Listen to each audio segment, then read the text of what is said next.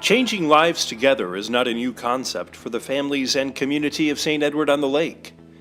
This current way of life was built by those who came before, long ago, with a fierce determination and passion to share the good news of Jesus Christ. In word and deed, they established this place as a launch point for their ministry and mission. If they had not cared enough to take the risk and make the commitment, we might not be here today. But they did care, and to those faithful few, we are grateful. Our small yet vibrant community of St. Edward-on-the-Lake have been changing lives together for many generations, and will continue to do so for future generations to come. St. Edward's has always been near and dear to my heart, and the first recollection I have really of the Catholic Church getting established here, I was 11.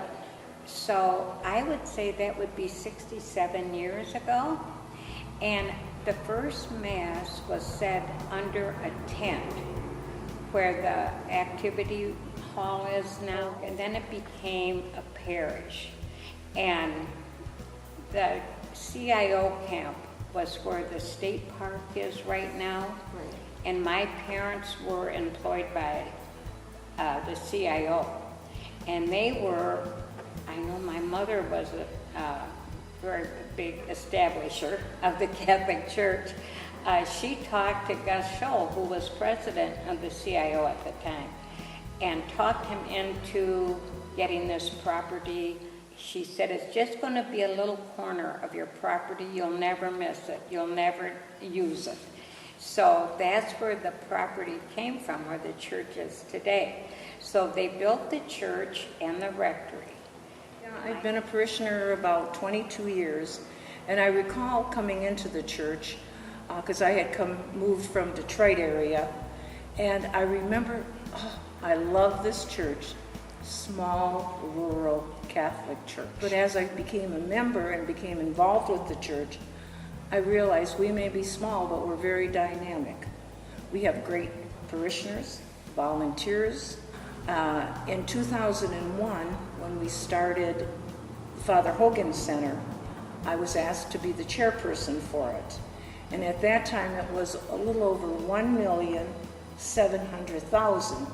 And I had to swallow a couple of times because I thought, that's a lot of money. And between all the fundraisers and our parishioners' prayers, time, efforts of all the volunteers, in 2006, June, we had the groundbreaking for we called it the Father Hogan Center, because we wanted it to honor our first pastor. And just like a home when you build it, it ended up costing us $2 million, and it was fully paid for. My husband and I came here many years ago, and we joined the parish, and we ended up adopting 3 children through Catholic Social Services with the help of St. Edward's. And my children went to school here, had a wonderful education, and we've always been involved with the parish. I taught catechism here, taught cheerleaders here when my daughter went to school, and have always been supportive of all of the causes. We are a parish of people who have cared, a parish of people who have come to care, and a parish for people who need our care. Participating in everything that has been done here. The choir, I used to drive school bus, teaching music at school, just working with the kids, watching them grow up, watching their kids come into the school is just amazing. It's just a big family, wonderful family.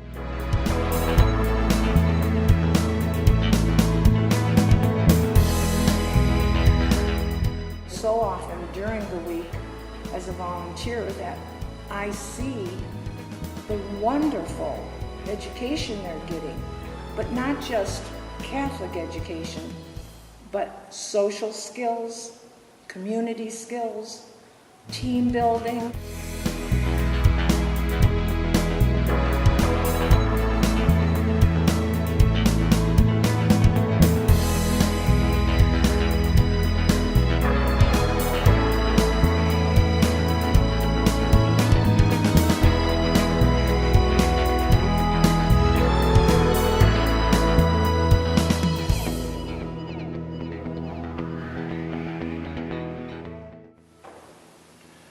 Changing Lives Together represents a great opportunity for St. Edward Parish.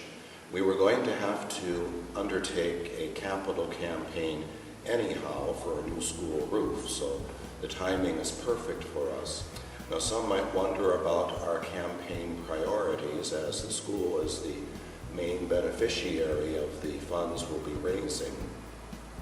But that new roof is essential because we're past the point where we can continue patching and temporarily fixing the roof every time there's a new leak.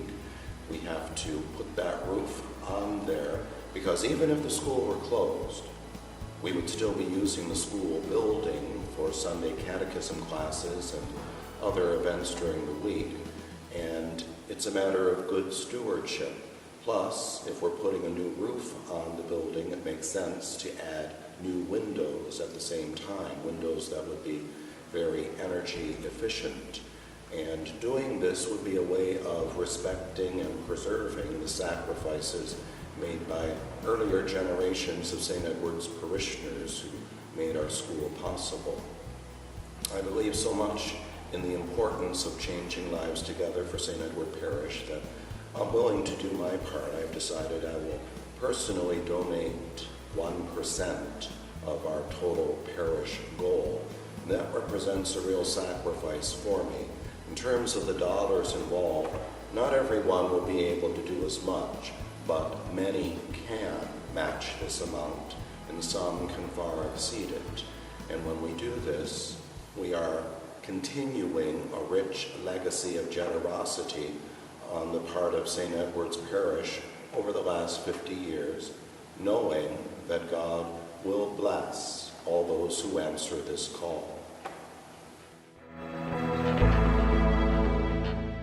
It would be really great if we had a new school bus, because then we could bring more kids to St. Edward's. We really need new windows so we're not freezing more. We need a new roof so it doesn't rain on our computers.